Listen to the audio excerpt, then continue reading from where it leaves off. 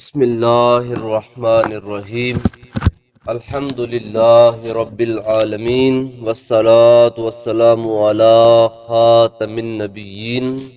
وعلی آلہ واصحابہ اجمعین اما بعد فاعوذ باللہ من الشیطان الرجیم بسم اللہ الرحمن الرحیم۔ قابل احترام حضرات، نمازی حضرات، بزرگوں اور دوستوں، الحمدللہ ہم سب نے 10 رمضان المبارک نماز فجر با جماعت ادا کی ہے۔ اللہ تعالی ہم سب کی حاضری کو اپنی بارگاہ میں شرف قبولیت عطا فرمائے۔ آج کا موضوع بہت اہم موضوع ہے۔ آج ہم جس عنوان پر چند ایک باتیں آپ کے سامنے بیان کرنا چاہتے ہیں وہ ہے ہم جنس پرستی اور لواطت، جس کو ہیلو چھوٹے بیٹھو، نیچے پیچھے بیٹھ جاؤ، بیٹھو، شاباش، جس کو اس موجودہ دور میں ٹرانسجینڈر کے نام سے لوگ جانتے ہیں۔ ہم جنس پرستی اور لواطت یہ اس دور کا بہت بڑا فتنہ ہے، لہٰذا اس پر قرآن و سنت کی روشنی میں کچھ عرض کرنا بہت ضروری ہے۔ احباب گرامی، اسلام دین فطرت ہے، یہ فطری خواہشات پر کوئی پابندی نہیں لگاتا، لیکن اس کے لیے کچھ ضابطے اور اصول بتاتا ہے جن کی پابندی بہت ضروری ہے۔ اللہ تعالیٰ نے مرد اور عورت میں جنسی خواہشات رکھی ہیں تو ان کی تسکین کا جائز طریقہ بھی بتایا ہے، اور وہ مرد اور عورت کا نکاح ہے۔ اس کے علاوہ جنسی خواہشات کی تکمیل کے جتنے بھی طریقے ہیں وہ خلاف فطرت اور سخت حرام ہے۔ اللہ رب العالمین نے سورہ المومنون کی آیت نمبر 6 اور 7 میں فرمایا ہے والذین هم لفروجہم حافظون الا علی ازواجہم غیر ملومین فمن ابتغى وراء ذلک فاولئک هم العادون۔ اور فلاح پائیں گے وہ لوگ جو اپنی شرمگاہوں کی حفاظت کرتے ہیں اور صرف اپنی بیویوں سے جنسی خواہشات پوری کرتے ہیں، ان پر کوئی ملامت نہیں۔ جو جنسی خواہشات کی تکمیل کا اس کے علاوہ کوئی اور طریقہ اختیار کرتے ہیں وہ بغاوت کرنے والے ہیں۔ اس آیت میں بیویوں کے علاوہ جنسی لذت حاصل کرنے کو حرام اور اللہ تعالیٰ کی حدود سے تجاوز قرار دیے گئے۔ اس سے پتہ چلا کہ لواطت یعنی مردوں کا مردوں یا عورتوں کے دبر میں جنسی عمل کرنا، عورتوں کا عورتوں سے جنسی لذت حاصل کرنا، مصنوعی جنسی آلات سے لذت حاصل کرنا، متع اور مشزنی، یہ سب حرام ہے۔ اللہ تعالیٰ نے سابقہ امتوں کو ان کے کفر و شرک اور فسق و فجور کی وجہ سے ہلاک کیا اور ان کا تذکرہ قرآن پاک میں فرمایا تاکہ امت مسلمہ ان سے عبرت حاصل کرے۔ انہی میں سے ایک قوم حضرت لوط علیہ السلام کی ہے جو اللہ تعالیٰ کی نافرمانی، بے حیائی اور ہم جنس پرستی کے سبب سخت ترین عذاب کی حقدار ٹھہری ہے۔ اللہ تعالیٰ نے ان کی بستی کو الٹ پلٹ کر رکھ دیا اور ان پر پتھروں کی بارش فرمائی۔ غیر فطری اور قوم لوط والا عمل کرنے والے سے اللہ تعالیٰ اور رسول اللہ صلی اللہ علیہ وسلم نے براءت کا اظہار کیا۔ نبی پاک صلی اللہ علیہ وسلم فرماتے ہیں لا ينظر اللہ الی رجل اتی رجلا او امرأة فی الدبر۔ اللہ تعالیٰ رحمت کی نگاہ سے اس شخص کو نہیں دیکھتا جو مرد یا عورت کے دبر میں جمع کرتا ہے۔ ایک اور حدیث پاک میں نبی پاک صلی اللہ علیہ وسلم فرماتے ہیں من اتی امرأته حائضا او اتی امرأته فی دبرها فقد برئ مما انزل علی محمد صلی اللہ علیہ وسلم۔ جو شخص اپنی بیوی سے حالت حیض میں جمع کرے یا دوبر میں جمع کرے تو وہ محمد صلی اللہ علیہ وسلم پر نازل کردہ دین سے بری ہے، یعنی اس کا دین اسلام سے کوئی تعلق نہیں۔ ان احادیث سے ثابت ہوا کہ ایام حیض میں عورت سے جمع کرنا حرام ہے اور غیر فطری طریقے سے مباشرت بھی حرام ہے۔ مرد کو چاہیے کہ اس کبھی عمل سے اجتناب کرے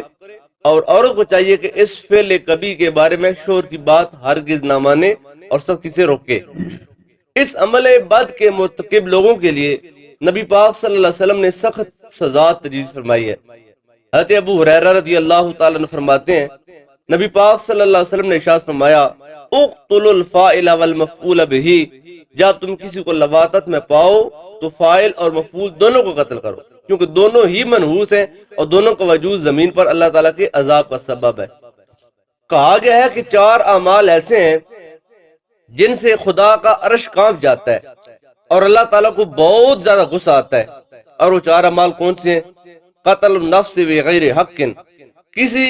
انسان کو نا حق قتل کرنا، کسی کا قصور نہیں ہے، کسی کی غلطی نہیں ہے، نا حق کسی کو قتل کر دینا اتنا بڑا گناہ ہے کہ اس سے خدا کا عرش بھی کانپ جاتا ہے اور اللہ تعالیٰ کو سخت غصہ آتا ہے اس بندے پر جو کسی کو نا حق قتل کرتا ہے۔ مدح الانسان لانسان فاسق، ایک انسان کا کسی فاسق انسان کی تعریف کرنا، پتہ ہے کہ یہ گنڈا ہے، یہ چور ہے، یہ ڈاکو ہے، یہ گندا بندہ ہے، لیکن اس کے پاس پیسہ ہے، اس کے پاس سٹیٹس ہے، تو اس کی منہ پر تعریف کرنا، واہ چوہدری صاحب کمال ہے جی، آپ دیکھ کیا کہنے۔ پتہ ہے کہ یہ بندہ گناہگار ہے اور اللہ تعالیٰ کی حدود سے تجاوز کرنے والا بندہ ہے، اللہ تعالیٰ کے احکامات کو توڑنے والا بندہ ہے، اور پھر اس کی تعریف کرنا، خدا کے دشمن کی تعریف کرنا خدا کو غصہ دلاتا ہے۔ تو کسی فاسق و فاجر کی تعریف نہ کریں، کیونکہ اگر آپ تعریف کریں گے تو اس سے اللہ کا عرش بھی کانپے گا اور اللہ تعالیٰ کا عذاب بھی نازل ہوگا۔ رقوب الانسا الانسا، عورت کے ساتھ جنسی لذت حاصل کرنے کو بھی اتنا ہی منحوس قرار دیا گیا۔ اتیان الذکور ذکورا، مرد کے مرد سے جنسی عمل کرنے سے بھی خدا کا عرش کانپتا ہے اور خدا تعالیٰ کو سخت غصہ آتا ہے۔ احباب گرامی، اسلام دین فطرت ہے اور اس نے جن چیزوں سے بچنے کا حکم دیا ہے یقیناً ان میں ہمارا فائدہ ہے، چاہے وہ فائدہ میں نظر آئے یا نہ آئے۔ ہم جنس پرستی اور لواطت بھی غلیظ ترین اور فحش ترین عمل ہے جس سے بچنے کا اللہ تعالیٰ نے حکم دیا۔ اللہ تعالیٰ کا بندہ ہونے کے ناطے ہمارا یہ فرض ہے کہ اس کے حکم کے سامنے سر تسلیم خم کریں اور ان کاموں سے باز رہیں۔ پاکستان جو کہ ایک اسلامی جمہوری ملک ہے جس کی بنیاد ہی اللہ تعالیٰ کے کلمے پر رکھی گئی ہے اور دین اسلام کو رائج کرنے کے لیے جس پاکستان کو قائم کیا گیا، آج اس پاکستان کے اندر ایسی ہی کچھ نام نہاد تنظیمیں سرگرم عمل ہیں جنہوں نے ہم جنس پرستی کو پاکستان میں تقویت دینا شروع کر دی ہے۔ 7 مارچ 2018 کو ایوان بالا میں ایک جب وہ بل پیش کیا گیا تھا، ٹرانسجینڈر پروجیکشن بل، یعنی کہ یہ وہ بل تھا جس کا مضمون اور موضوع یہ تھا کہ پاکستان میں اجازت دی جائے کہ مرد مرد سے نکاح کر سکتا ہے اور عورت عورت سے نکاح کر سکتی ہے۔ آپ صرف یہ بات سن کر سوچیں کہ کیا پاکستان جیسے ملک میں ایسا ہونا ممکن ہے؟ وہ پاکستان جو کہ مدینے کے بعد اس زمین کے سینے پر وہ دوسرا اسلامی ملک ہے جو نظریہ اسلام پر قائم کیے گئے۔ ملکوں کے حدود ضربے پہلے ہوتے ہیں اور نظریات بعد میں ہوتے ہیں، پہلے ان کی باؤنڈریز مقرر کی جاتی ہیں، اس کے بعد ان کا نظریہ رکھا جاتا ہے، لیکن پاکستان وہ ملک ہے جس کا نظریہ پہلے تھا اور اس کی باؤنڈری وال بعد میں مقرر کی گئی ہے۔ اس پاکستان میں جس کو اللہ تعالیٰ کے نام پر قائم کیا گیا، اس میں خدا کی حد کو کاٹنے کے لیے یہ بل پیش کیا گیا 7 مارچ 2018 کو، اور 18 مئی 2018 کو قومی اسمبلی سے یہ بل منظور ہوا تھا۔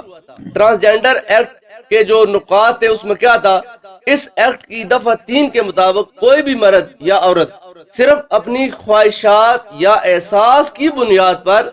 اپنے شناختی کاغذات میں جنس تبدیل کرنے کا حق رکھتا ہے۔ میرا نام عرفان ہے، میری جنس مرد ہے، تو میں چاہتا ہوں کہ نہیں میں عورت بننا چاہتا ہوں، تو میں اپنے یعنی کہ کاغذات میں وہ ترمیم کرا سکتا ہوں کہ میرے نام سے مرد کاٹ کے عورت لکھتے ہیں۔ میں نے بال بڑے رکھ لیے، میں نے کپڑے عورتوں والے پہن لیے، میں نے اپنے یعنی کہ حلیے کو عورتوں والا بنا لیا اور عورتیں مرد بن رہی ہیں، یعنی کہ یہ اس یعنی کہ بل کا ایک ایکٹ تھا کہ اپنی خواہشات یا احساس کی بنیاد پر اپنے شناختی کاغذات میں جنس تبدیل کرنے کا حق رکھتا ہے، اور ناظرہ آفس بغیر کسی طبی معائنے یا سرٹیفکیٹ کے قانونی طور پر اس بات کا پابند ہے کہ تبدیلی جنس کی درخواست دینے والے مرد یا عورت کے حسب خواہش جنس کا اندراج کر دے، یعنی جیسے وہ کہتا ہے اس کو ایسے بنا دیں۔ یہ پاکستان کے اندر ایک لمبی چوڑی اس کے اوپر بحث کی گئی ہے، لیکن یہ LGBT ایک تنظیم تھی، انہوں نے یعنی کہ پاکستان میں یہ یعنی کہ کام کرنا شروع کیا اور پاکستان میں اس بل کو منظور بھی کرا لیا۔ ایک سوال ہے کہ ایسا پاکستان میں کیوں ہوتا ہے؟ ہم کہتے ہیں نا کہ ہم آئی ایم ایف سے یعنی کہ قرضہ لے رہے ہیں، فلاں یورپین ملک ہماری مدد کر رہا ہے، فلاں یورپی ملک ہمارا مدد کر رہا ہے۔ اللہ تعالیٰ کا قرآن کہتا ہے مسلمانوں کے نہ یہودی دوست ہیں نہ عیسائی دوست ہیں، یہ دونوں آپس میں دوست ہو سکتے ہیں لیکن مسلمانوں کے وفادار نہیں ہوتے ہیں۔ لیکن جب یہ غیر مسلم قومیں مسلمانوں کو فنڈز دیتی ہیں تو صرف پیسہ نہیں دیتی ہیں، یہ فنڈز کے ساتھ اپنی ٹریڈیشن، اپنی ثقافت، اپنا کلچر، اپنی یعنی کہ غیر فطری تہذیب دیتے ہیں اور پہلے یہ باتیں منظور کراتے ہیں۔ آج ہم ہر بندہ کہتا ہے کہ بجلی مہنگی ہو گئی ہے، آج تیل مہنگا ہو گیا ہے، ڈیزل مہنگا ہو گیا ہے، کیوں؟ یہ آئی ایم ایف نے شرطیں رکھی ہیں کہ تم بجلی کا ریٹ یہ رکھو گے تو ہم تم کو پیسہ دیں گے، تم پیٹرول کا ڈیزل کا یہ ریٹ رکھو گے تو ہم تم کو پیسہ دیں گے۔ اور ہمارے جو بچھو ہیں وہ ان کی اس بات کو مان کر اپنا جہنم بننے کے لیے وہاں سے پیسہ لیتے ہیں اور وہ پیسہ اپنی ذات پر استعمال کر کے قوم کو ایک نئے عذاب میں دھکیل دیتے ہیں۔ ایسے ہی یہ قومیں یعنی کہ جو غیر مسلم قومیں ہیں جب ہم کو فنڈز دیتی ہیں مسلمان کمزور لوگوں کو تو وہ کہتے ہیں کہ اپنے سکولوں میں سیکس ایجوکیشن کی اجازت دو، الاؤ کرو کہ تمہارے بچے اور بچیاں جنسی تعلیم بھی حاصل کریں، جہاں پر وہ دیگر تعلیم حاصل کرتے ہیں وہیں پر تمہاری بچے اور بچیاں سکول میں جا کر سیکس ایجوکیشن پڑھیں، وہاں پر سٹیج شو ہونے چاہیے، بچوں کا ناچ گانا ہونا چاہیے، بچوں اور بچوں کو ملا کر جب وہ نچایا جائے، یہ ہمارے سکولوں میں۔ اور یہ بات میں کوئی ہوائی فیر نہیں کر رہا، ہماری تحصیل میں ایسے سکول بھی ہیں جہاں پر ایسا کام ہو رہا ہے، اور ہمارے بڑے بڑے شہروں میں تو باقاعدہ طور پر سکولوں کے اندر سیکس ایجوکیشن کا ایک الگ زندگی چیپٹر مقرر کر دیا گیا ہے۔ کیا پاکستان میں اسلامی جمہوریہ ملک میں ایسا ہو سکتا تھا؟ نہیں ہو سکتا تھا، لیکن ہم چونکہ کمزور لوگ تھے اور ہم کو ان جب وہ یہود و نصارہ نے کہتے ہیں کاڑا کر دیا ہے، ہم ان کے سامنے بات نہیں کر سکتے کیونکہ ہم میں سے ہر بندہ ان کا مقروض ہے، ان کے قرضے کے نیچے دبا ہوا ہے، اور اس قرضے کی آڑ میں انہوں نے اپنا غیر فطری جو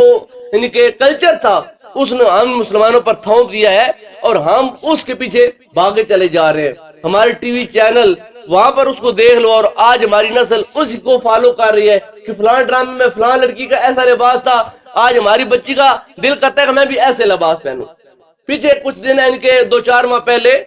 ملک وال میں جانے کو اتفاق ہوا گھر والوں کے ساتھ، تو یہ لیڈیز پرس ہوتا ہے، لیڈیز پرس تھا تو اس کا ریٹ پوچھا کہ کتنا ریٹ ہے، اس نے بولا کہ یہ جی 5400 روپے کا، 5400 روپے کا وہ ریٹ ہے اس کا ہے۔